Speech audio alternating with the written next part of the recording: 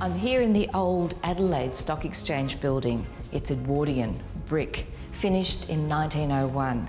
And when you climb to the top of the stairs, there's the most wonderful surprise. The stained glass window behind me is by Morris and Company. Morris is William Morris, the grandfather of the arts and crafts movement. This was a reaction against industrialisation, going back to the handcrafted, the handmade. And he was famous for his wonderful wall hangings, tapestries, carpets, furniture, and of course, stained glass. Adelaide's the home of some remarkable William Morris and Company designs. In fact, the Federation window is one of 10 stained glass windows that were created and shipped to Adelaide. This one, though, is the only window that was depicting current events in Australia. The window commemorates an important moment in Australia's history, the Federation of Australia in 1901. In its lower panels, there are figures representing Britain and her colonies. The concept is that the sun never sets on the British Empire. I'm here at the All Souls Anglican Church in St Peter's in Adelaide, and I'm with Brenton, who is the local organist, but he's also a bit of an honorary historian for this fantastic church. Hi, Brenton. Hi. So I want to ask you, the amazing thing about this church is that you've got 5 William Morris stained glass windows. How on earth does that happen in Adelaide? Yes, well, we are very fortunate, but it's really unfortunate in the way that most of those windows were bequeathed by the relatives, the parents of soldiers who were killed in World War I. So it's a tragic legacy. It's a tragedy. Yeah. Yes, it's a tragic legacy.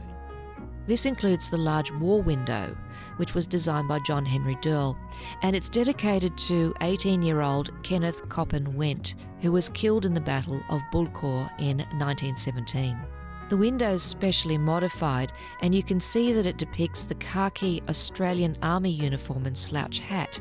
Herman Coppin Went, who was the father of Kenneth, when he died, the Went family decided to balance the windows on either side of the church by putting in a big memorial to Herman Coppin Went.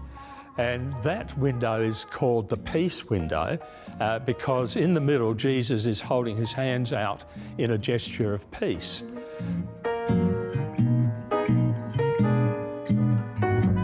I like to think that the young chap with the book on the right-hand part of the window in blue, I like to think that that's actually Kenneth, the son, welcoming his dad into heaven.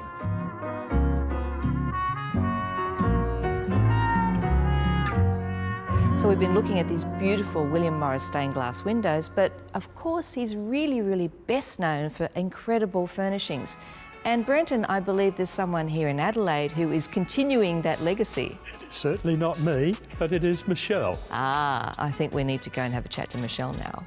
This is Michele Hill, and Michele is an extraordinary woman. She's not only the author of many books, but she's also an incredible quilter whose work is inspired by William Morris. Why is it that Adelaide has such a marvellous Morris collection? The main reason is there were 3 families, the Barr-Smith family, the Elders and the Brookmans.